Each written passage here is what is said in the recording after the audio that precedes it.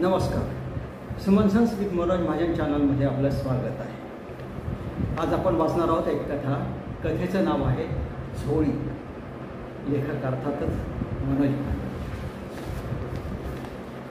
ही गोष्ट कधीची या प्रश्नाचं उत्तर द्यायचं झालं तर असं म्हणता येईल की कालसागरात माहिती तंत्रज्ञान, संगणक, आंतरजाल यांची एक लांब सडक दोरी ओलांडून पलीकडे गेलं तर जे काळाचं बेट लागेल त्या काळाची. पत्रकार या शब्दाभोवती एक वलय आहे. सगळेच पत्रकार काही स्टार नसतात. पूर्वी बातमीदार असा शब्द वापरला जायचा. खरं तर माझ्यासारख्यांसाठी तोच योग्य ठरतो. कुठल्या नेत्याचा वाढदिवस असो, शोकसभा असो, हुकमानुसार हजर राहायचं आणि बातमी करायची. आज अशीच एक उद्घाटन समारंभाची हजेरी माझ्या वाटेला आली. समारंभ लवकरच आटोपला, त्यामुळे कार्यालयात जाऊन बातमी लिहून टाकली. आता उरलेला वेळ आपण अण्णांकडे घालवायचा असं ठरवलं. अण्णा प्रसिद्धीपासून दूर असलेले ज्येष्ठ लेखक आणि साहित्यिक होते. अफाट वाचन, व्यासंग आणि प्रतिभेची देणगी लाभलेला हा हिरा बाजारापासून दूरच होता. वैचारिक गंभीर लेखन आजकाल वाचतं कोण आणि प्रकाशित तरी करतो कोण? मोजक्या विचारवंत आणि बुद्धिजीवी विश्वात अण्णांना मात्र आदराचं स्थान होतं. अण्णांचा सर्वात मोठा गुण म्हणजे किंवा दुर्गुण म्हणजे प्रसिद्धी पराभिमुखता. ही पराभिमुखता इतकी की स्वतःला लेखक, कलावंत वगैरे सुद्धा ते म्हणून घेत नसत. कुणी त्याबद्दल विचारलं तर त्यांचं उत्तर असेल, मी जे करतो आणि मी जसा आहे त्याला लेखक किंवा कलावंत म्हणत असतील तर माझी काही हरकत नाही.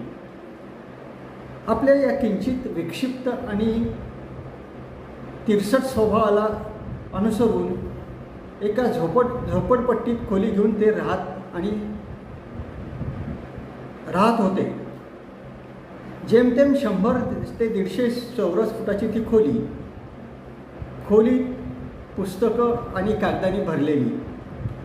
एक छोटा दिवाण ज्यावर ते लिहित वाचत झोपत असत आणि अभ्यंगतासाठी एक खुर्ची, एवढंच फर्निचर. समोरच्या भिंतीवर 3 खुंट्या. या खुंटीवर अण्णांचे रोजचे कपडे, दुसऱ्या खुंटीवर टॉवेल टाकलेला आणि तिसऱ्या खुंटीवर एक जुनाट झोळी. जसे काही अण्णा त्यांच्या जन्मापासून ती वापरत असावी इतकी जुनाट. त्यात काहीतरी कोंबलेले, बहुधा अण्णांचे हस्तलिखित असणार. कुणी वाचो न वाचो, छापो न छापो, अण्णांचं लिखाण मात्र अव्याहत चालू असायचं. अण्णांचा संसार एवढाच. अण्णांच्या गत आयुष्याबद्दल मला फारशी माहिती नव्हती, त्यात रसही नव्हता. अण्णांच्या प्रत्येक भेटीत आपल्याला पडलेले प्रश्न, शंका, कुशंका अर्जुनाप्रमाणे अण्णांपुढे ओतायच्या आणि त्यांना ऐकायचं, एवढाच एक उद्योग. जीवन अनुभवात खोलवर सूर मारण्याची खुमखुमी असणाऱ्या मोजक्याच लोकांची अण्णांकडे उठबस होती.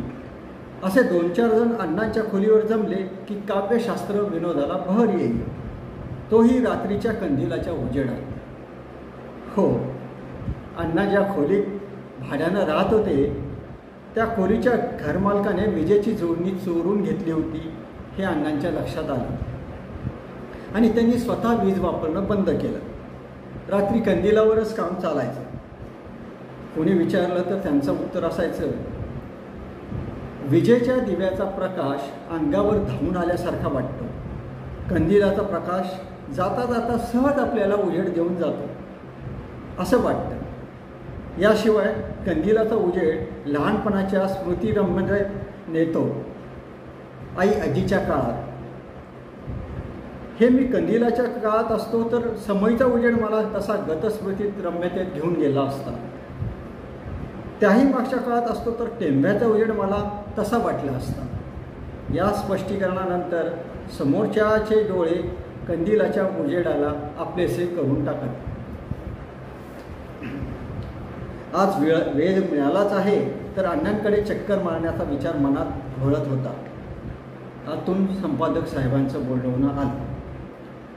गेलो तसं एका मुलाखतीचा हुकूम झाला.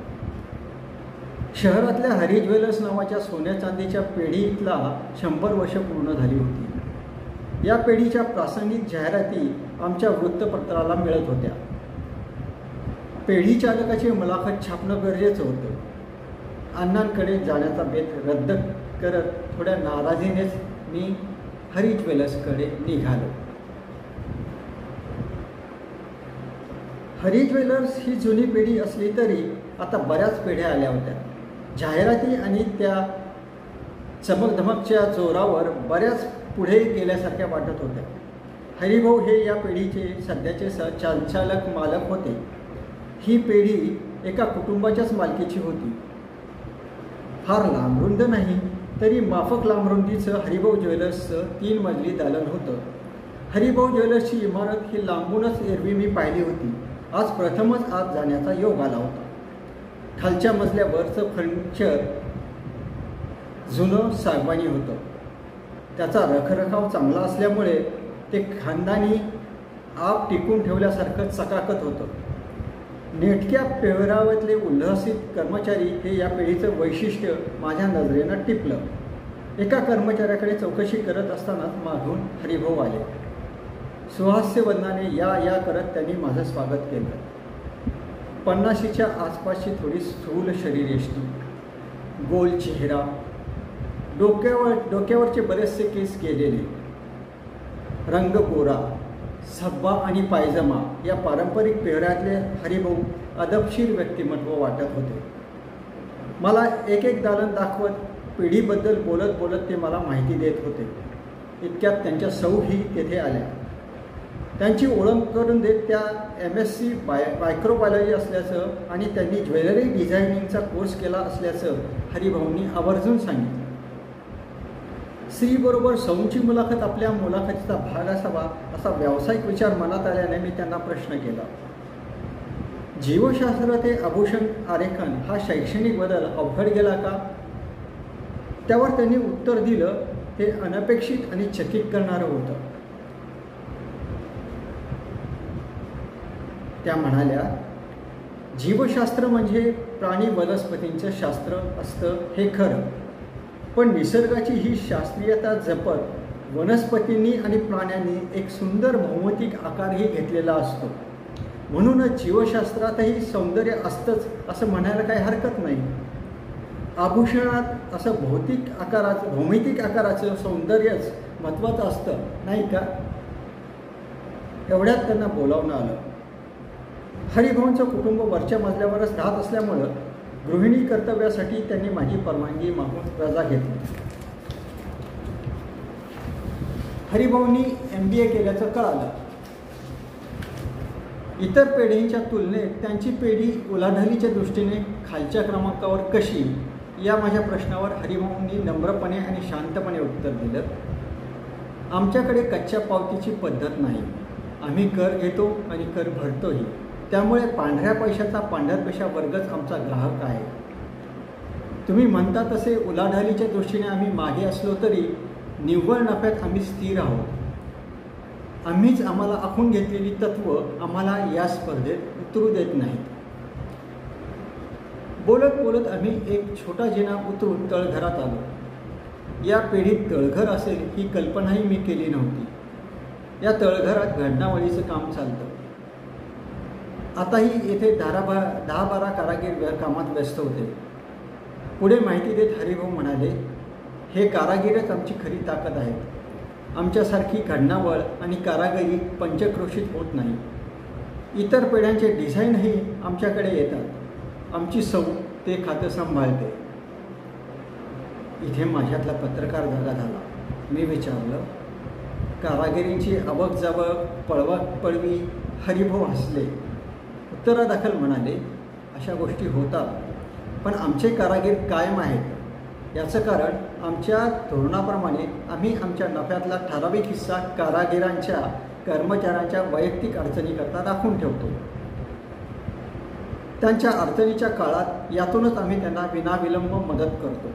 त्यामुळे त्यांची पिढीबद्दलची आपुलकीही राहते. हे बोलणं चालू असतानाच आम्ही एका जुनाट दरवाजासमोर आलो. हरिभाऊ थबकले. मीही थांबलो. क्षणभर हरिभाऊ घुटमळल्यासारखे वाटले. मनाशी काही एक विचार करून नंतर ते म्हणाले, जे सहसा मी कोणाला दाखवत नाही ते आता मी तुम्हाला दाखवतो. समोरचे ते जुनाट दार उघडत असतानाच ते म्हणाले, आत तुम्हाला अंधार वाटेल पण थोड्या वेळाने डोळे सरावतील. एवढं बोलून हरिभाऊंनी तो जुनाट वाटणारा दरवाजा उघडला. हरिभाऊंच्या पाठोपाठ मी आत गेलो. तसा हरिभाऊंनी दरवाजा लावून घेतला. अचानक अतिशय कमी झालेल्या उजेडामुळे माझे डोळे थोडे गोंधळले. समोर लक्ष गेलं तर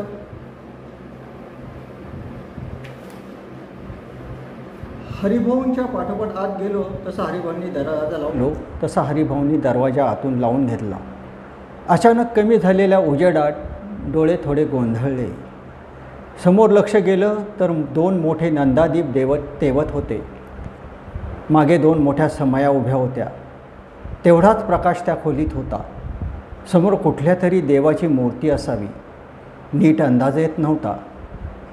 तिथे असलेली एक छोटी चटई उलगडत हरिभाऊ म्हणाले, बसा जरा, थोड्या वेळाने डोळे सरावतील. त्यांच्या सूचनेनुसार चटईवर बसलो. जवळच असलेल्या माठातलं पाणी ग्लासात भरून हरिभाऊंनी पुढं ठेवलं. माठातलं थंड पाणी दिव्यांच्या त्या मंद उजेडात अधिकच तरतरी आणणारं वाटलं. आता माझे डोळे खरंच सरावत होते. नंदादीपांच्या मधोमध असणाऱ्या त्या मूर्तीकडे मी एकटक पाहत होतो. नक्की अंदाज येत नव्हता. कृष्णाची असावी का पांडुरंगाची असावी? कुठल्याच मूर्तीची प्रतिमा त्याला जुळत नव्हती. हार फुलांनी यथासांग पूजा केलेली दिसत होती. शांत आवाजात हरिभाऊंनी माहिती दिली, हे आमचं दैवत, कुलदैवत म्हणा ना. आम्ही रोज याची पूजा करतो. मी थोडा गोंधळलेलो होतो आणि साशंक झालेला पाहून हरिभाऊ म्हणाले, जवळ जाऊन पाहू शकता. वाट बघत असल्यासारखा मी ताटकन उठलो. जवळ जाऊन ती मूर्ती निहाळू लागलो. नंदादीप आणि समयाच्या उजेडात माझे डोळे सरावल्याने समोरचं मला स्पष्ट दिसत होतं. समोरचं दृश्य पाहून मला धक्का बसला. मुळात ती मूर्ती नव्हतीच. एका खुंटीला टांगलेली ती एक जुनाट झोळी होती. त्यावर सहजी पडलेल्या वळ्यांनी ती दुरून मानवी आकृती असल्याचा भास होत असावा. त्यालाच मूर्तीप्रमाणे हार चढवलेले होते. मूर्ती समजून मी जोडलेले हात अचानक खाली घेतले. आश्चर्यानं मी वळून खाली बसलेल्या हरिभाऊंकडे पाहिलं. हरिभाऊ त्याच शांत स्वरात म्हणाले, बसा इथे, सांगतो सगळं. मी वळून हरिभाऊ समोर मांडी घालून जरा तिरपा बसलो, ज्यामुळे मला मूर्ती आणि हरिभाऊ दोघांकडेही पाहता येऊ शकेल. हरिभाऊंनी किंचित विचार केला आणि त्याच शांत स्वरात सांगायला सुरुवात केली. आमच्या पिढीला 100 वर्ष पूर्ण झाली. ती आमच्या खापर पंजोबाच्या नोंदीपासून. प्रत्यक्षात आमची पिढी त्याही अगोदरची. आमचे खापर पंजोबा म्हणजे आमचे मूळ पुरुष. त्यांचंही नाव हरिभाऊच. म्हणूनच आमच्या घराण्यात मोठ्या मुलाचं नाव हरिभाऊ ठेवण्याची परंपरा आहे. माझं नाव अशाच परंपरामुळे हरिभाऊ आहे. लोकांचा असा गैरसमज होतो की माझ्या नावामुळेच या पिढीला हरिभाऊ ज्वेलर्स असं नाव आहे. पण खरे हरिभाऊ ते आमचे हे मूळ पुरुष. त्यांचीच गोष्ट आता मी तुम्हाला सांगतोय. हरिभाऊंचा काळ 100 वर्षाच्याही अगोदरचा. त्याची लिखित नोंद वगैरे नाही. मौखिक परंपरेने गोष्ट चालत आलेली आहे. हरिभाऊंचं म्हणजे आमच्या मूळ पुरुषाचं सोनारकीचं छोटं दुकान होतं. गाव छोटंसंच होतं. 100 वर्षापूर्वीचं ते गाव असून किती मोठं असणार. एके दिवशी दुपारी दुकानात हरिभाऊ एकटेच जुजबी काम करत बसले होते. बाहेर ऊन मी म्हणत होतं. रस्त्यावर चिटपाखरूही नको. गिराईक तर दूरचीच गोष्ट. अशावेळी कोणीतरी दुकानाच्या पायरीवर उभं असल्याचं हरिभाऊंना जाणवलं. हरिभाऊंनी मानवर करून पाहिलं तेव्हा एक काहीसा उंच कृश इसम पायऱ्यावर उभा बसलेला दिसला. त्याचे कपडे धुळीने माखलेले होते. केस आणि दाढी वाढलेली होती. पाठीवरची जड झोळी सांभाळत तो उभा होता. भिकारी वाटावा इतपत तो मळकट वाटत होता. कदाचित तो उन्हाळी हवा आणि धूळ घाम यांचा एकत्रित परिणाम असावा असा हरिभाऊंनी तर्क केला. इसम तिथूनच नम्र स्वरात म्हणाला, जरा पाणी मिळेल का? हरिभाऊंचं घर मागच्या बाजूलाच होतं. हरिभाऊ उठले. त्यांनी विचार केला, हा बिचारा इतका उन्हातानातून चालून आला, उभ्या उभ्या कसा पाणी पिणार? म्हणून त्याला म्हणाले, जरा आत येऊन बसा, मी पाणी आणतो. इसम काही क्षण घुटमळला. नंतर पायऱ्यावर पायातल्या वाहना काढून पायऱ्या चढून दुकानात आला. खांद्यावरची झोळी खाली ठेवत तो जरा लांबच बसला. पायावर धूळ असल्यामुळे तो संकोचत होता. हरिभाऊंनी एकदा त्याच्याकडे पाहिलं. आत जाऊन आधी एका बादलीत पाणी आणलं. बादली पुढे करत त्याला म्हणाले, त्या ओट्यावर पाय धुवून तोंडावर पाणी मारा, म्हणजे बरं वाटेल. इस्मानं कृतज्ञ भावानं बादली घेतली. ओट्यावर जाऊन पाय धुवू लागला. हरिभाऊ परत गेले. गूळ आणि पाणी घेऊन आले. इसम तोपर्यंत बराच ताजा तवाना झाल्यासारखा वाटत होता. जवळच्या पंचानं त्यांना तोंड पुसलं. हरिभाऊंनी दिलेलं गूळ पाणी घेतलं. त्याचं पाणी पिऊन झाल्यावर हरिभाऊंनी औपचारिक प्रश्न केला, कुठून आलात?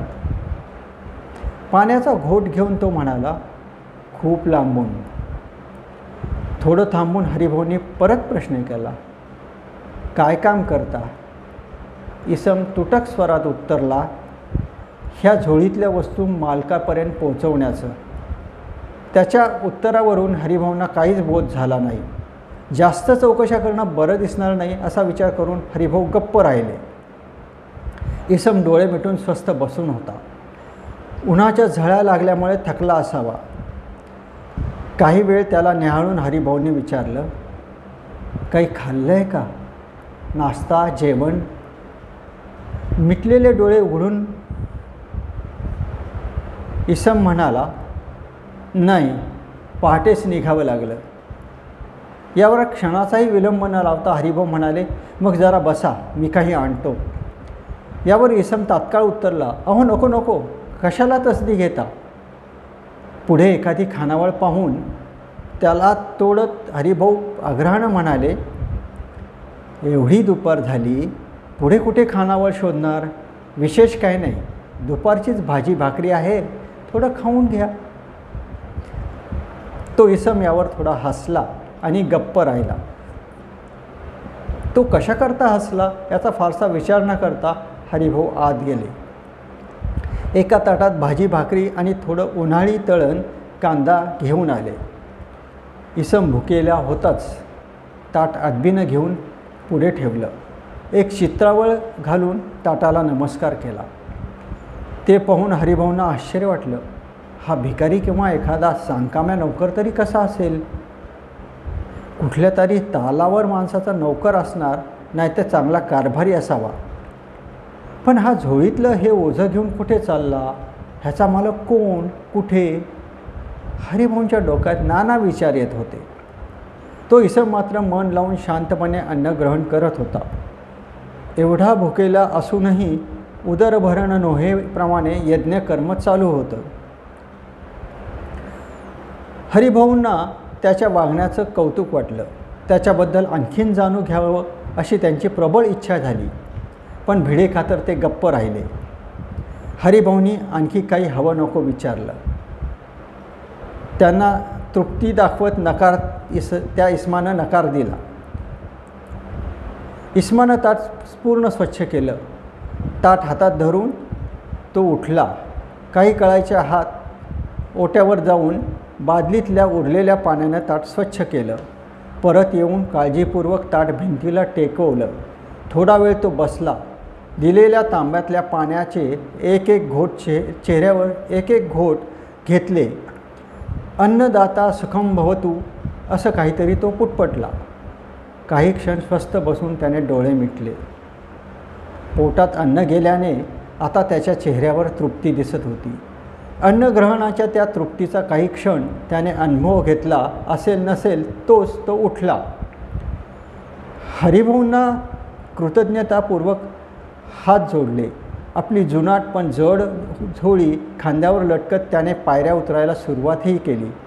हरिभाऊ भानावर येऊन त्याला म्हणाले, जरा उन्हं टळू द्यायची असते, कलाकभर आराम केला असता. मागे किंचित वळून इसम नम्रपणे पण ठामपणे म्हणाला, नको, खूप लांब जायचं आहे. एवढंच बोलून तो समोर वळला. पायऱ्या उतरून हळूहळू वेग वाढवत तो चालू लागला. हरिभाऊंनी दुपारच्या वामकुक्षीची तयारी सुरू केली. ताट तांब्या आत उचलून नेलं. परत येऊन ओट्यावरती बादली उचलू लागले. त्यांचं लक्ष शेवटच्या पायरीवर पडलेल्या एका चकाकणाऱ्या वस्तूवर गेलं. बादली तशीच ठेवून त्यांनी कुतूहलानं जवळ जाऊन ती वस्तू पाहिली. तेव्हा त्यांना आश्चर्याचा धक्का बसला.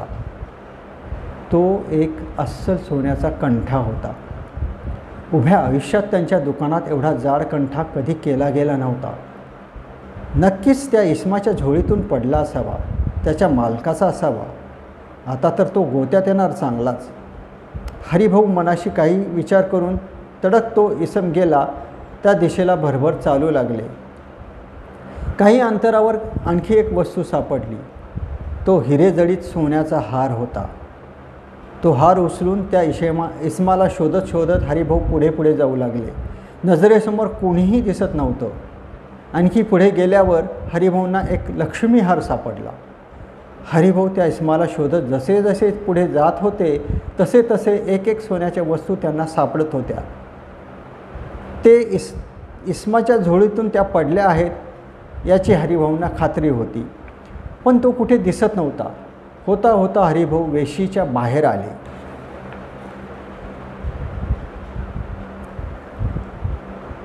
दूरवर एका वळणावर तो इसम त्यांना दिसला. आता हरिभाऊंनाही चालून चालून धाप लागली होती. शक्ती एकवटून जोर लावत त्यांनी त्या इस्माला आवाज दिला. त्या इस्माला ऐकू गेलं नसावं. तो पुढे चालतच होता. हरिभाऊ धापा टाकत त्याच्या मागे धावत राहिले. आता त्यांना खूप थकल्यासारखं वाटत होतं. उन्हात धावून घशाला कोरड पडली होती. हातापायातलं त्राण गेलं होतं. हरिभाऊंना शेवटी भोवळ आली आणि ते जमिनीवर पडले. हरिभाऊंना शुद्ध आली तेव्हा दिवस बराच कललेला होता. त्यांना आपण कुठे आणि कसे ते कळेना.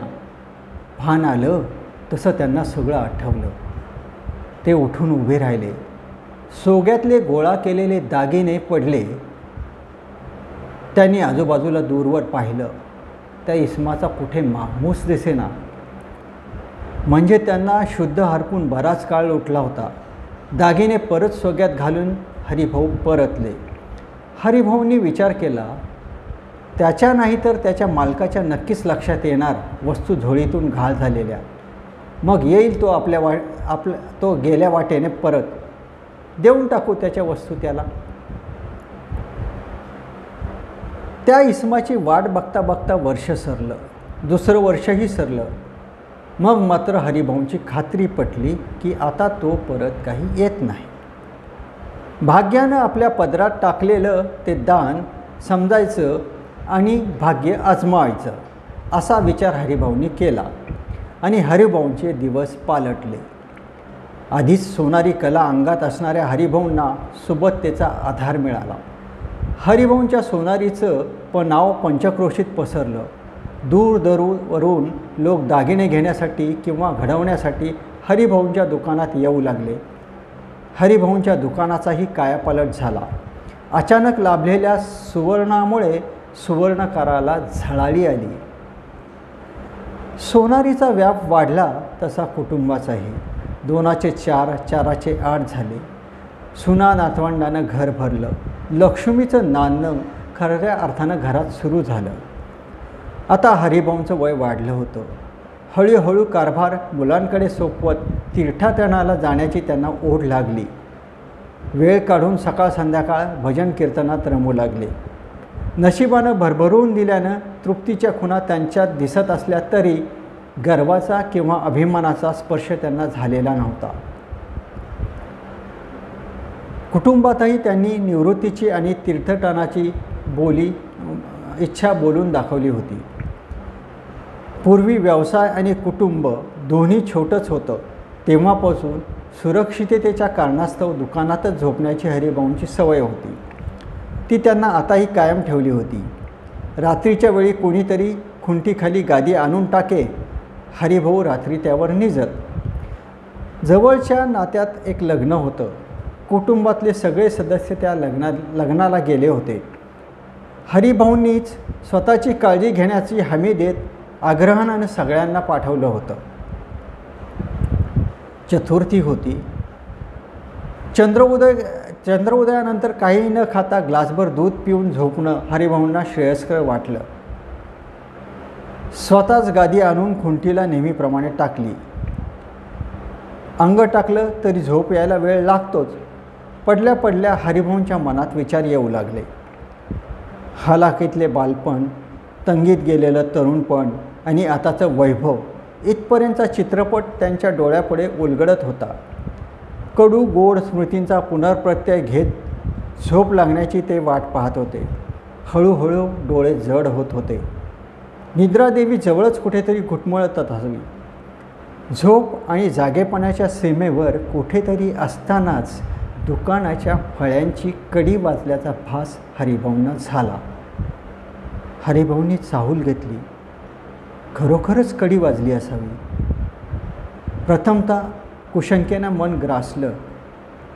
जरा दरडावणीच्या सुरातच त्यांनी विचारलं, कोण? बाहेरून वरच्या स्वरातच पण मृदू आवाजात उत्तर आलं, मी. आपण मला ओळखता? हरिभाऊ गादीवरून उठले. कंदिलाची वाट मोठी केली. कंदील घेऊन ते दाराजवळ गेले. दाराच्या फटीतून प्रकाश टाकत अंदाज घेण्याचा प्रयत्न करू लागले. दारापलीकडून परत तसाच स्वर आला, काळजी करू नका, दार उघडा. हरिभाऊंना स्वर ओळखीचा वाटत होता, पण नक्की अंदाज येत नव्हता की कोण असावं. हरिभाऊंनी धाडस करून दार उघडायचं ठरवलं. दाराची एक फळी अर्धवट उघडून बाहेर कंदिलाचा प्रकाश धरला आणि हरिभाऊंनी बाहेर पाहिलं. हरिभाऊंना पायाखालची जमीन सरकल्यासारखं वाटलं.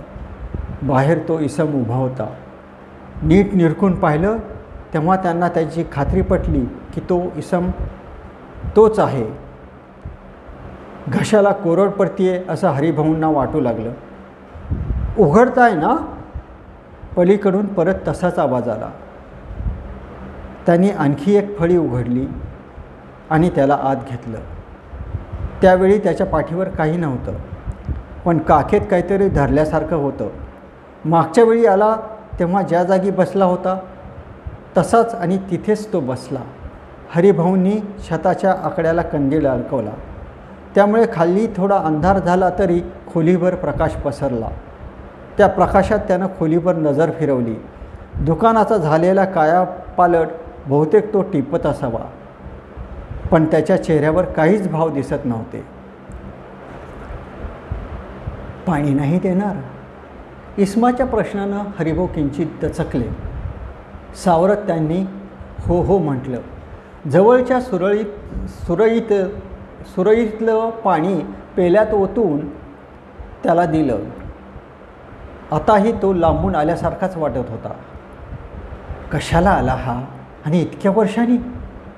आपलं सोनं सांडल्याचं इतक्या उशिरा लक्षात आलं याच्या? हरिभाऊंचं अस्वस्थ विचारचक्र सुरू झालं. ह्याच्या मालकाच्या तरी इतक्या उशिरा लक्षात का यावं? वस्तू काही कमी मौल्यवान नव्हत्या. त्या जोरावरच मी हा सगळा डोलारा उभा केला आणि आता हा वसुलीला आल्यासारखा हजर झाला. आता आपण तरी काय करणार? कसला विचार करताय? त्याच्या आवाजानं हरिभाऊ परत भानावर आले. लांबून आलोय, रात्रीची वेळ, कुठे सराई मिळाली नाही, त्यामुळं पोटपूजाही झाली नाही. तो किंचित हसला. हरिभाऊंना त्याला काय म्हणायचं ते लक्षात आले. ते कसंबसं म्हणाले, हो हो आणतो ना. रात्री स्वयंपाक करणारी बाई स्वयंपाक करून गेली होती. हरिभाऊंनी फक्त दूधच घेतलं होतं. स्वयंपाक शिल्लकच होता. परत तो इसम हसून म्हणाला, नाही नाही, हे तुम्ही भले ग्रस्त आहात ना, म्हणून संकोच बाळगत नाही. आणि पोट थोडंच माणसाला संकोच करू देतं. तो परत हसला. हरिभाऊ थबकले. आपल्याला तर ह्याला काही सुचवायचं नाही ना, असं त्यांना वाटून गेलं. औपचारिक हसून ते आत गेले. त्यांची अस्वस्थता काही केल्या कमी होत नव्हती. गेल्या खेपेला हा एवढा बोलला नव्हता, आता चांगला बोलतोय. याचा अर्थ काय? आपल्याकडून वस्तूविषयी माहिती काढून घ्यायची नसावी ना? हरिभाऊंना काय करावं ते सुचत नव्हतं. यांत्रिकपणे त्यांनी हातपाय धुण्यासाठी बादली आणून दिली. इस्मानं माहीत असल्याप्रमाणे बाहेर जाऊन हातपाय धुतले. त्या अवधीत हरिभाऊंनी वाढलेलं ताट आणलं, सोबत तांब्या भांडं. ताट त्याच्या पुढे ठेवलं. त्यानं फुलपात्रातलं पाणी घेऊन चित्रावळ घातली.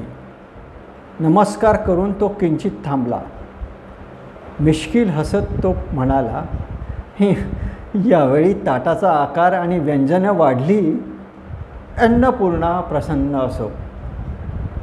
हरिभाऊंच्या मनात परत शंकेची पाल चुकचुकली. ताटाचा आकार त्याच्या ध्यानात आला म्हणजे? हरिभाऊंकडे त्याने पाहिलेही नाही आणि जाणीजो यज्ञकर्म सुरू केले. दुकानाचा व्याप वाढल्यापासून दुकानातले बैठे मेज आता वाढले होते. त्यापैकी एका त्याच्या समोरच्या मेजावर हरिभाऊ बसले. त्याचं जेवण चालू असताना त्याच्या विचाराचा अंदाज घेऊ लागले. कुठूनही न केलं. हरिभाऊंनी त्याचा अंदाज घेत प्रश्न केला. फार लांबून. त्यानं मागच्या वेळेसच सारखंच उत्तर दिलं. कशा करता? हरिभाऊंनी आणखी खोडण्याचा हेतूनं विचारलं. मालकाचं काम. वर न पाहताच तो उत्तरं देत होता. तुमचा मालक? हरिभाऊंनी पिच्छा सोडला नाही. फार मोठा. डावा हात आकाशात फिरवत तो उत्तरला. हा काही तकास्तूर लागू देणारा दिसत नाही, याचा अंदाज हरिभाऊंना आला. याचा मालक फार मोठा म्हणजे एखादा जमीनदार किंवा सरदार सुभेदार असावा. जर सरदार सुभेदार असेल तर बापरे, आपली काही खैर नाही. त्याच्याच वसुलीचा निरोप हा घेऊन आला असावा आणि बगलेत घालून आणलं ती वस्तू एखादं शस्त्र तर नसावी. आता याचं जेवण झालं की हा विषय काढेल, मग आपण काय सांगायचं? हरिभाऊंच्या विचारात मनाची झटपट चालूच होती. तो मात्र निवांत रवंथ केल्यासारखा एकेका घासाचा आस्वाद घेत होता.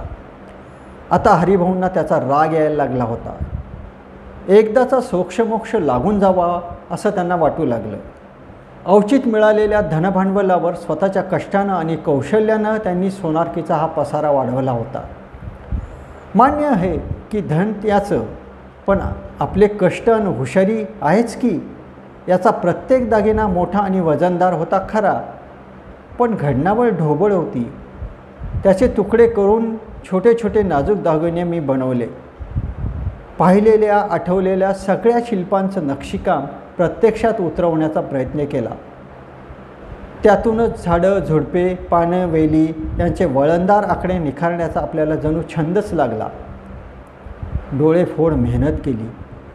पंचक्रोशीतल्या अनेक सुगरणींचे गळे आपल्या दागिन्याने शोभिवंत केले. स्वतःचं कौशल्य वाढवलं, इतरांनाही दिलं. आपल्या मुलांसह इतर कितीतरी कारागीर पोरावांना आपण आपल्या तालमीत तयार केलं. आता थोडेफार कुठं नाव झालं. आता थोरा मोठ्यापासून गरिबापर्यंत कुणाचंही लग्न कार्य असू दे, हरिभाऊ सोनाराशिवाय ते सजत नाही. या सगळ्याची गिनत काहीच नाही का? तर मी दुसऱ्याचं धनभांडवल वापरलं म्हणून? घडणावळीतला सोनाराचा आनंद याला कसा कळणार? सोनारी नळीच्या झोतात निळी लाल आग पंख पसरते. त्यातून चकाकणारं पिवळे जर्द सोनं एक एक तुकडा नजाकतीनं ठोकताना, सोन्याची बारीक तार पकडीत पकडून जपून वळवताना सोनाराला काय काय लागतं आणि त्यात काय काय होतं हे जातीवंत सोनारालाच कळणार. इतके दिवस किती हात शिवशिवले तरी घडणावळीला मालच नव्हता. आता कुठे मनासारखं काम करण्याचं समाधान मिळू लागलं होतं तर हा येऊन बसला. बरं, सगळं खरं असलं तरी याच्या सांडलेल्या वस्तू आपल्यालाच मिळाल्या कशावरून? आपल्याच मनातल्या या शेवटच्या प्रश्नांची हरिभाऊंना लाज वाटली. कारण असं म्हणणं म्हणजे एक प्रकारचा अपहार किंवा चोरीच झाली. त्यांच्या नकळत मान नकारार्थी झटकली जाऊन तोंडून अस्पष्ट उद्गार निघाला. हरिभाऊंच्या तोंडून अनावधानाने निघालेल्या अस्पष्ट उद्गाराने त्याने मान वर करून त्याच्याकडे पाहिलं. त्या दोघांची नजरानजर झाली. चुका करणाऱ्या विद्यार्थ्यावर कडक मास्तरांची धाकदृष्टी पडावी तसं त्यांना चपापल्यासारखं झालं. काही न बोलता हरिभाऊंनी आपली नजर दुसरीकडे वळवली. त्यानंही आपलं खाणं चालूच ठेवलं. मध्येच घोटभर पाणी प्याला. आपला प्रत्येक विचार त्याला कळतोय आणि तो ते घासासारखा चावून चावून गिळतोय असं हरिभाऊंना वाटून गेलं. तरी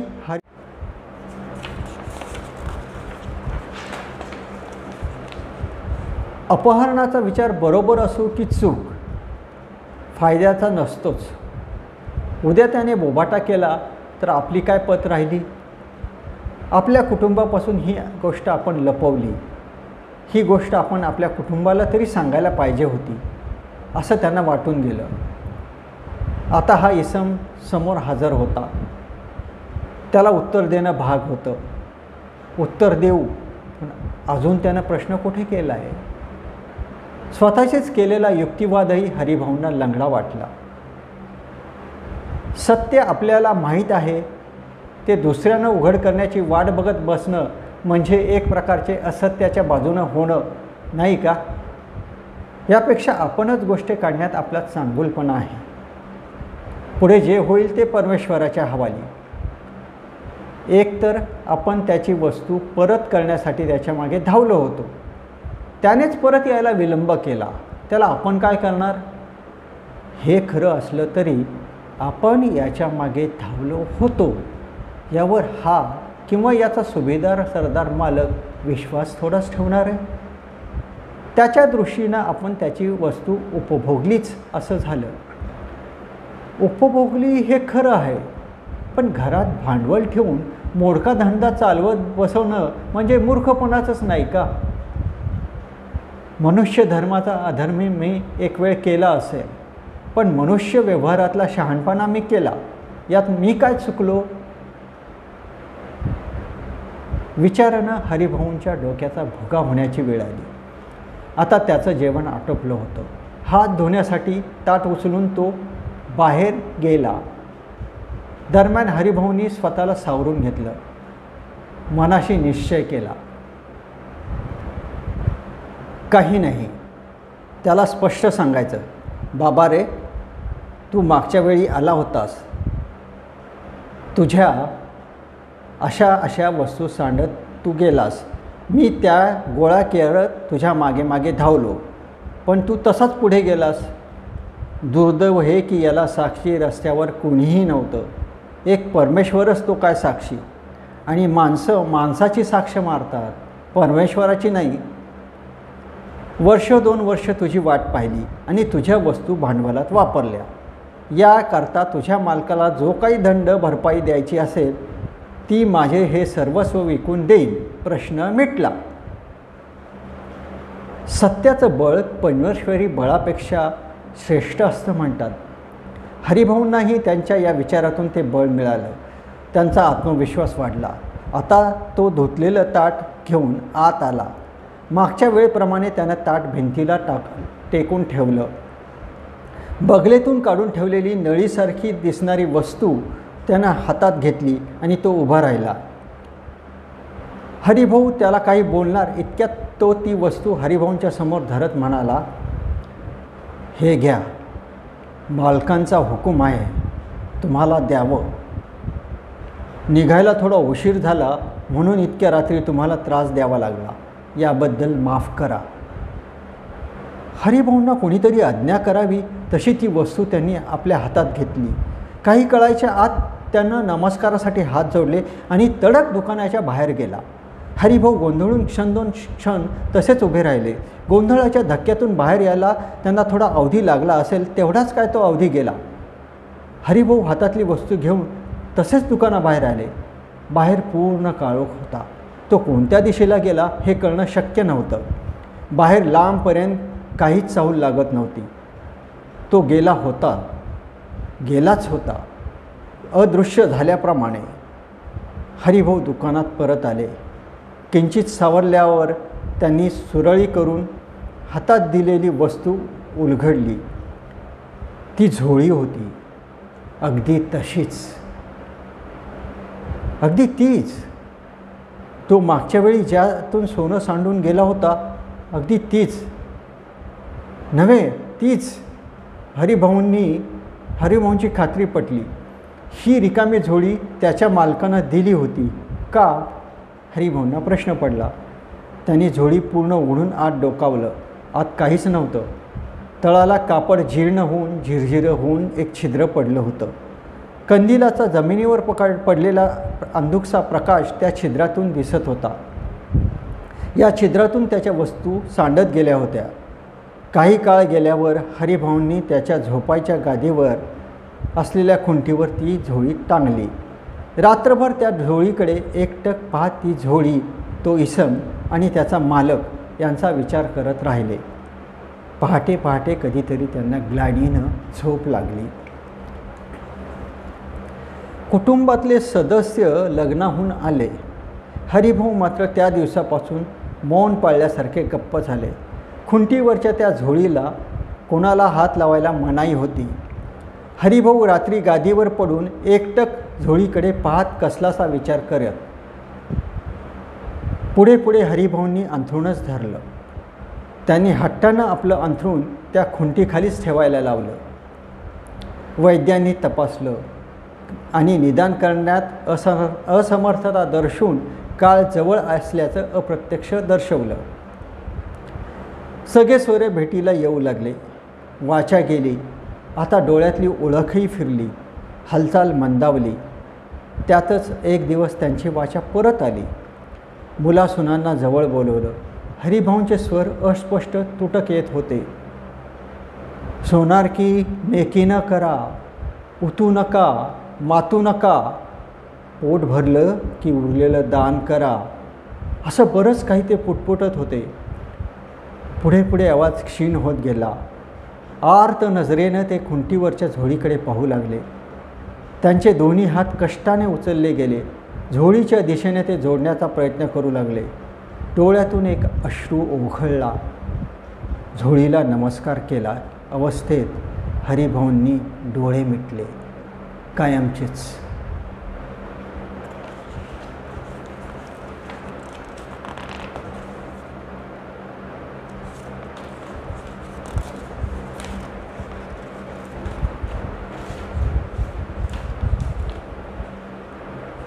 शंभर वर्षापूर्वीच्या हरिभाऊंची ही गोष्ट मी गुंग होऊन ऐकत होतो. काळ किती गेला याचं भान विसरलं. वर्तमान हरिभाऊ थांबले होते. त्यांनी उठून माठातलं पाणी घेतलं. परत जागेवर बसून एक घोट घेतला. बहुधा त्यांना इतका वेळ बोलून कोरड पडली असावी. समोर पूजा बांधलेल्या झोळीकडे पाहत ते सावकाश पाणी पिऊ लागले. मलाही काय प्रतिक्रिया द्यावी हे सुचत नव्हतं. पाणी पिऊन झाल्यावर हरिभाऊ सावकाश म्हणाले, आता तुम्हाला प्रश्न पडला असेल की हरिभाऊंनी ही गोष्ट सांगितली नव्हती कुणाला, मग घरातल्या इतरांना कशी कळली? एखाद्या पात्रात किंवा कथानायकात आपण गुंततो तेव्हा थोडं तर्काचं भान बाजूला पडतं. माझंही तसंच झालं. ही गोष्ट इतरांना कळली कशी हा प्रश्न लगेच तरी माझ्या मनात आला नव्हता. हरिभाऊंनीच तो लक्षात आणून दिला आणि त्याचं उत्तरही दिलं. हरिभाऊंच्या पिंडाला घाटावर कावळा काही शिवेना. वेगवेगळ्या आप्तांकडून वेगवेगळ्या गोष्टी बोलून झाल्या. दिवस सरायला आला तरी कावळा पिंडाकडे काही फिरकेना. शेवटी काहीतरी शास्त्रार्थ काढून त्याप्रमाणे करावे असं ठरलं. त्याच रात्री सगळी निदानच झालेली असताना हरिभाऊंचा 10-12 वर्षाचा नातू एकदम ओरडत उठला. त्याच्या ओरडण्याने इतर जागे झाले. सगळेच आश्चर्याने चकित झाले, कारण तो सगळ्यांचाच उल्लेख एकेरी करत होता. त्याचा आवाजही प्रौढ वाटत होता. मोठ्या आणि विचित्र आवाजात मुलगा बोलू लागा. ऐका, ही गोष्ट मी तुम्हाला सांगितली नाही, पण ही गोष्ट तुम्हाला सांगितल्याशिवाय मला मुक्ती मिळणार नाही. नीट ऐका. असं म्हणून त्या मुलानं पुढे तुम्हाला मी कथन केलेली गोष्ट सांगितली. मी तुम्हाला ती तृतीय पुरुषात ऐकवली तेव्हापासून आमच्या मूळ पुरुषाची म्हणजेच हरिभाऊंची ही गोष्ट आमच्या घराण्यात मुखामुखी झाली. तेव्हापासूनच ही झोळी आमच्या घराण्याकरता ईश्वरी प्रसादाप्रमाणे झाली. पुढे तिचं पूजन सुरू झालं.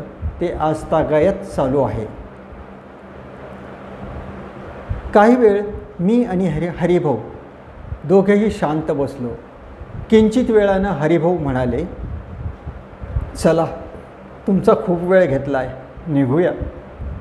मी भानावर आलो. आम्ही दोघेही खोलीच्या बाहेर आलो. बाहेर आल्यावर लक्षात आलं की दिवे लागण होऊन बराच वेळ झाला होता. आजूबाजूचे दिवे लागले होते. कर्मचारी वर्ग आपापल्या घरी गेला होता. त्या एवढ्या मोठ्या दालनात मी आणि हरिभाऊ दोघेच होतो. हरिभाऊंच्या मागे चालत चालत आम्ही मुख्य दालनात आलो. निरोपाकरता दोघेही थांबलो. माझ्याकडे पाहत हरिभाऊ म्हणाले, या देवघरात आमच्या घराण्याशिवाय कोणाला प्रवेश नसतो. तुमचा मी अपवाद केला. तुम्ही फक्त पत्रकारच नाही तर लेखक पण आहात हे मला माहीत आहे. तुमचा एक ललित लेखांचा संग्रहही मी वाचला आहे. एक विनंती आहे. मी आश्चर्यानं आणि उत्सुकतेने त्यांच्याकडे पाहिलं. ते म्हणाले, या गोष्टीबद्दल छापू नका. त्यावर मी म्हणालो, उलट हरिभाऊंची ही गोष्ट छापून लोकांपर्यंत गेली तर तुमच्या पिढीच्याकडे पाहण्याचा दृष्टिकोन आणखी आदराचा होईल. सर्वात जुनी पिढीचा लौकिकाला साजेशीच ही गोष्ट आहे. लोकांपर्यंत पोचली तर काय हरकत आहे. आदरानं यावर हरिभाऊंनी मंदस्मित करत नकारार्थी मान हलवली. त्यांच्या ठेवणीतल्या शांत स्वरात म्हणाले, परंपरेने आलेली गूढ खूप आदरानं आणि अलवारपणे सत्पात्री हातावर ठेवायची असतात. अशा हातात मग ती आपली झाकणं अलगद उघडतात आणि शहाणपणाचा प्रकाश मन आणि बुद्धी उजळवतो. निघताना हरिभाऊंनी जेवण्याचा आग्रह केला. दुपारी खूप उशिरा जेवल्याचं निमित्त सांगून मी नम्रपणे नकार दिला आणि हरिभाऊंचा निरोप घेतला. घड्याळात पाहिलं तेव्हा रात्रीचे 8:30 वाजले होते. घड्याळात पाहिलं तेव्हा रात्रीचे 8:30 वाजले होते. आज कुठल्याही परिस्थितीत अण्णांकडे चक्कर टाकायचीच असं सकाळीच मनानं घेतलं होतं. रात्रीचे 9:30 म्हणजे फार उशीर नव्हता. अण्णा संध्याकाळी जेवत नाहीत हे मला माहीत होतं. जाता जाता काहीतरी खाऊन घेऊन अण्णांकडे जायचं नक्की केलं. अण्णांच्या खोलीत प्रवेश केला तेव्हा अण्णा नेहमीप्रमाणे कंदिलासमोर पुस्तक धरून वाचत बसले होते. मला पाहताच त्यांच्या चेहऱ्यावर वात्सल्याचं स्मित झळकलं. अण्णा आताशा थोडे थकल्यासारखे वाटत होते. आज जरा जास्तच वाटले म्हणून सहज विचारलं, अण्णा, तब्येत बरी नाही का? मला काय धाड भरली? हा नेहमीचा प्रतिप्रश्न आज आला नाही. बरी आहे एवढंच ते म्हणाले. मला उगाच चुकल्यासारखं वाटलं. त्यानंतर आमच्या इकडच्या तिकडच्या गप्पा झाल्या. अण्णांच्या कोठून आलास ह्या सहज प्रश्नावर हरिभाऊंचा विषय निघाला. एकदम सत्पात्री हात सापडल्याची जाणीव होऊन उल्हसितपणे हरिभाऊंनी त्यांच्या मूळ पुरुषाची जी हरिभाऊंचीच गोष्ट ऐकवली होती ती मी अण्णांना ऐकवली. ही गोष्ट त्यांनी आधीच कुठेतरी ऐकली असावी किंवा त्यांना ती माहीत असावी अशा तटस्थतेने ते ऐकत होते. गोष्ट सांगून झाल्यावर अण्णा काहीही प्रतिक्रिया न देता शांत राहिले. काही वेळानं इतकंच म्हणाले, हरिभाऊ म्हणतात ते बरोबर आहे. परंपरेने आलेली गुढं खूप आदराने आणि अलवारपणे सत्पात्री हातात ठेवायची असतात. माझ्या मनात मगापासून सलत असलेली शंका मी अण्णांना बोलून दाखवायची ठरवलं आणि म्हटलं, अण्णा, गोष्ट खरी असो की खोटी, पण एका जुनाट झोळीची पूजा बांधणं, तीही MBA झालेल्या हरिभाऊंनी जरा.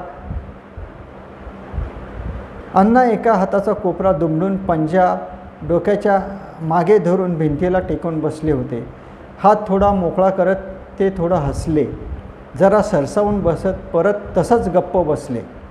मी अण्णांकडे उत्तराच्या अपेक्षेने पाहत होतो. जरा वेळ जाऊ देऊन त्यांना आठवण देत म्हणालो, अण्णा, उत्तर नाही दिलं.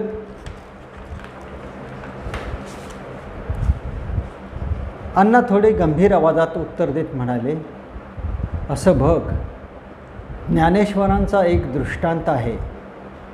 ते म्हणतात, आपल्याला वारा दिसत नाही, पण गवताचं पातं हललं की आपण समजतो वारा आला. सामान्य माणसाला प्रापंचिक कर्तव्यात राहून निराकाराची प्रचिती येणं किंवा एकदम साक्षात्कार होणं शक्य नाही. तसा एखादा भाग्यवंत विराळाच. सामान्यांना आकारातूनच निराकाराच्या मुक्कामाकडे जावं लागतं. काही या मुक्कामापर्यंत पोचतात तर काही पोचू शकत नाही. काही मानवी देहाचा आकार घेतात, काही प्राण्यांचा, तर काही प्राणी आणि मनुष्य यांच्या संयोगाचा. काही अनियमित आकाराच्या दगडाला शेंदूर फासून काम भागवतात. एवढं बोलून अण्णा परत गप्प झाले. माझं अस्तित्व गृहीत न धरता त्यांचा तिसरीकडेच कुठेतरी संवाद चालू असावा असे ते शून्यात पाहत होते. कंदिलाच्या प्रकाशात कृष अण्णाची ती आकृती मोठी लोभस दिसत होती. आज अण्णांचा मूड नसावा असा ढोबळ अंदाज मी बांधला. निघण्याची तयारी करत मी म्हणालो, चला निघू. मी उठलो तसा अण्णाही उठले. इथेही थोडं मला खटकलं. एरवी निघू का म्हणालो की हमखास काय गडबड आहे असा आग्रही प्रश्न असायचा. आज ते निमूटपणे उठले. माझ्या मागे मागे आले. दारापर्यंत आले. दारात वळून मी नेहमीप्रमाणे म्हणालो, अच्छा, परत भेटू लवकरच. दाराचा आधार घेत अण्णा फक्त हसले. मी नेहमी लवकरच भेटू म्हणतो आणि बऱ्याच उशिरा भेटतो, याला बहुतेक अण्णा हसले असावेत. मी वळलो तसा मागे सावकाश दार लावून घेतल्याचा आवाज आला. पुढचे दिवस माझे अतिशय धांदलीत गेले. दुसऱ्या दिवशी पेपरमध्ये असतानाच गावाकडचा फोन आला. गावी बांधावरून भावकीत हाणामारी झाली होती. माझ्या थोरल्या आणि धाकट्या अशा दोघाही भावांना अटक झाली होती. लफडं निपटण्यासाठी मला तातडीनं जाणं भाग होतं. हरी ज्वेलर्सचं कामही तातडीचं होतं. दिवस रात्र एक करून हरी ज्वेलर्सची मुलाखतसह जाहिरात पुरवणी लावून दिली. संपादकाकडे 8 दिवसाची रजा टाकून मी तडक गावी निघालो. त्यावेळी दूरसंचार क्रांती दृष्टीपथातही नव्हती. घरी फोन असणे श्रीमंतीचं लक्षण होतं. गावात पोस्टात एक फोन असे. फोन करणारा पोस्टात फोन लावी. पोस्टातून ज्याला फोन लावला आहे त्याला बोलावणं जाई. पुन्हा दुसरा फोन येई तेव्हा दोघांचे बोलणे होत असे. या पद्धतीला ट्रंक कॉल म्हणत असत. गावाकडे येऊन मला 3-4 दिवस झाले असतील नसतील.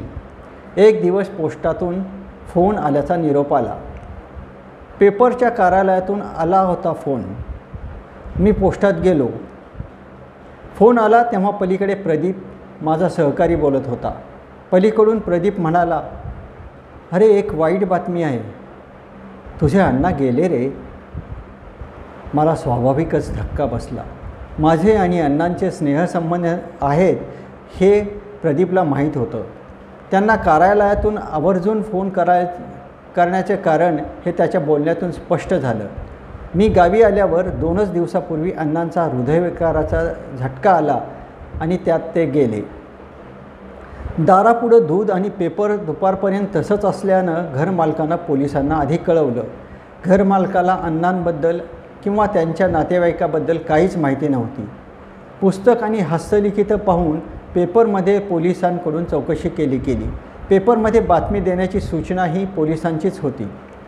बातमी वाचून नातेवाईक येतील अशी अपेक्षा होती.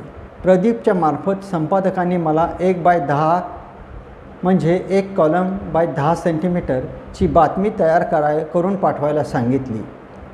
मी अण्णांबद्दल फक्त 1x10 मध्ये लिहायचं, तेही तांत्रिक गरज म्हणून. ही कल्पनाच मला उद्विग्न करणारी होती. मी हतबल आणि असहाय्य होतो. दिवसभरात त्या सुन्न अवस्थेतच अण्णांच्या आणि माझ्या अनेक भेटी, वादविवाद, चर्चा माझ्या डोळ्यासमोर तरळून गेल्या. मी लिहून त्यांच्याकडे नेलेलं लिखाण प्रत्येक वेळी ते काही ना काहीतरी सूचना करून परत लिहायला लावत. त्यांच्या सूचना योग्य होत्या हे नंतर माझ्या लक्षात येईल. मी लिहिलेल्या कच्च्या खरड्यात अनेक दुरुस्त्या होऊन अंतिम मसुदा तयार होत असे. अण्णांच्या समाधानी होकारानंतरच मला मोठं बक्षीस मिळाल्याचा आनंद होत असे. अशा धडपडीतूनच माझा पहिला ललित लेखसंग्रह तयार झाला होता आणि प्रसिद्धही झाला. लेखक म्हणून मला थोडी प्रसिद्धी मिळाली आणि ओळखही. मी प्रसिद्धी माध्यमातच असल्यामुळे कदाचित मला फायदा झाला असेल, पण त्यातल्या गुणवत्तेचं श्रेय अण्णांनाच जातं. आपल्यातलं सर्वोत्तम ते कसोशीनं आणि न थकता कागदावर उतरत राहायचं हे मी अण्णांकडून शिकलो. त्याचाच परिणाम म्हणून एक प्रकारचा आत्मविश्वास येत गेला. अण्णांचा आणि माझं बौद्धिक नातं इतर कोणाला लक्षात येणं शक्य नव्हतं, म्हणून मला 1x10 मध्ये अण्णांविषयी लिहायला सांगणाऱ्यांना माझ्याकडे कुठलंच उत्तर किंवा प्रतिवाद नव्हता. आपत्धर्म म्हणून मी 1x10 ची बातमी लिहिली आणि संध्याकाळी प्रदीपला फोनवर डिटेक्ट केली. विचित्र मनस्थितीत भावकीतल्या प्रकरण मिटवण्याच्या मागे लागलो. नशिबाने 2च दिवसात प्रकरण मार्गी लागलं आणि मी परत निघालो. परत आल्यावर अण्णांच्या मृतदेह शवघरात असतानाच पोलिसांनी अण्णांच्या नातेवाईकांना शोधून काढलं होतं. नातेवाईकांनी हजर होऊन रीतसर अग्नी दिला होता. ही त्यातल्या त्यात समाधानाची बाब होती. कार्यालयात जुजबी हजेरी लावून दुपारी मी अण्णांच्या खोलीवर गेलो. त्यांच्या त्या पसाऱ्याचं म्हणजे पुस्तकांचं आणि हस्तलिखितांची काय व्यवस्था लावली गेली असेल याबाबत हुरहुर आणि उत्सुकता होती. अण्णांच्या नातेवाईकांना भेटून अण्णांची पुस्तकं एखाद्या ग्रंथालयाला देण्याचं सुचवावं असं माझ्या मनात होतं. घरमालक घरीच सापडला. मी नेहमी येत असल्यामुळं त्याची तोंडवळख होतीच. त्याला पाहण्यासाठी मी एकदा खोली उघडण्याची विनंती केली. फारशी खळखळ न करता त्यानं खोली उघडली. खोली पूर्ण रिकामी होती. मी आश्चर्यानं घरमालकाकडे चौकशी केली तर त्याच्या भाषेत त्यानं माहिती दिली.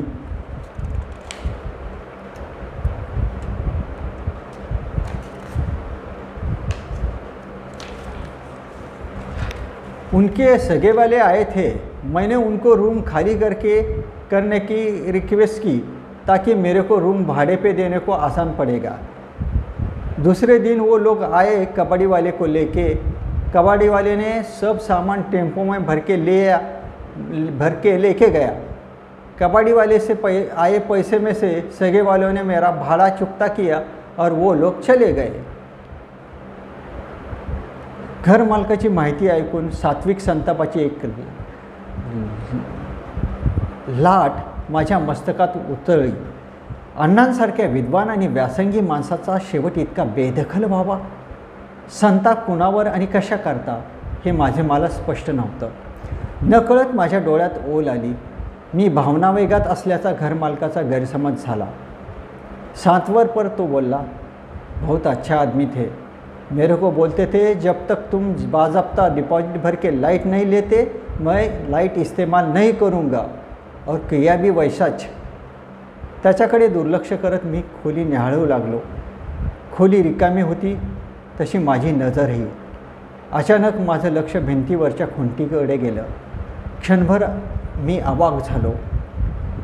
त्या दिशेला पाहतच राहिलो. घरमालक गोंधळला. त्याला काय झालं ते कळेना. खूप दिवसांनी आपला एखादा जिवलग मित्र गर्दीत दिसावा आणि त्याच्याकडे ओढीनं जावं तसं मी त्या खुंटीकडे धावलो. त्या खुंटीवर अण्णांच्या कपड्याबरोबर अडकवलेली असे ती झोळी होती, अगदी तशीच. हरी ज्वेलर्सच्या गोष्टीत होती तशीच. शरीरातून एक अनामिक विद्युत लहर आपातमस्तक धावली. इतके दिवस मी त्याला एक शबनम वजा थैली असं काहीतरी म्हणून पाहिलं होतं. त्यात अण्णांचे हस्तलिखिताच्या भेंडोळ्या असाव्यात असं मला वाटत होतं. आज मी ती वस्तू स्पष्टपणे माझ्यासमोर होती. थरथरत्या हाताने मी ती झोळी हातात घेतली. झोळी उघडून त्यात डोकावलं. झोळी रिकामी होती. आत धागे विरून पडलेलं एक छिद्र खालची जमीन स्पष्टपणे दाखवत होतं. माझ्यातल्या मानसिक भावनिक आंदोलनामुळे हावभाव आणि माझी देहबोली विचित्र झाली असावी. घरमालक गंमतशीर आश्चर्यानं माझ्याकडे पाहत होता. मी कसाबसा स्वतःला सावरत म्हणालो, ही मी नेली तर चालेल का? आता तो मोकळा हसून म्हणाला, लेके जाओ ना साहब, उसमें क्या, पुराना कपडा तो है. मी ती झोळी थोडी झटकली, त्याची अलगद घडी केली. औपचारिक स्वरातच घरमालकाचे आभार मानले आणि निघालो. त्या दिवसापासून ती झोळी माझ्या घरात खुंटीवर अडकवली आहे. ती झोळी पाहिली की मला अण्णा आणि हरिभाऊंची गोष्ट आठवते. विचारांचे आवर्तनावर आवर्तनं पडत राहतात. त्याच झोळीकडे पाहत राहणं आणि विचार करत राहणं हा माझा फावल्या वेळातला एक उद्योग होऊन बसला. काळ भरभर पुढे सरकत होता. लेखक म्हणून बऱ्यापैकी नाव झालं होतं. स्वच्छ निवृत्ती घेऊन पूर्णवेळ लेखक म्हणून जगता आलं हे माझ्या आयुष्यातलं सर्वात मोठं श्रेयस होतं. आताशा विचारांचा वेग वाढला आहे आणि लिहिण्यांचा कमी झाला आहे. प्रापंचिक जबाबदाऱ्याही संपल्या आहेत. मधल्या काळात सहचरिणीचं निधन झालं. पाखरं त्यांच्या घरट्याच्या काड्या गोळ्या करण्यासाठी चौफेर उडून गेली. अशा निवृत्त अवस्थेत समोरच्या खुंटीवरची ती झोळी अधिकच खुणावते. अण्णा आणि हरिभाऊ यांच्या गोष्टीच्या मंथनातून आलेले विचारांचे अनेक लेप त्या झोळीवर चढवण्याचा उद्योग आता व्रत होऊन बसलेला आहे. त्याचे फाटे विस्तारत जातात आणि मनातला गोंधळ, अस्वस्थता वाढत जाते. मनातल्या अस्वस्थतेला वाट करून देण्यासाठी या गोष्टीचा मी घाट घातला. हरिभाऊने म्हटल्याप्रमाणे परंपरेने आलेली गुढं आपण आदरपूर्वक आणि अलवारपणे सत्पात्री हातावर ठेवायची असतात. अशा हातात मग ते आपले झाकणं अलगद उघडतात आणि शहाणपणाचा प्रकाश मन आणि बुद्धी उजळवतो. तुम्हाला मी ही गोष्ट सांगितली कारण मी सत्पात्री हाताच्या शोधात होतो. धन्यवाद. नमस्कार मित्र. जशी लेखकाला प्रतिभा असते तशी वाचकालाही प्रतिभा असते असं माझं मत आहे.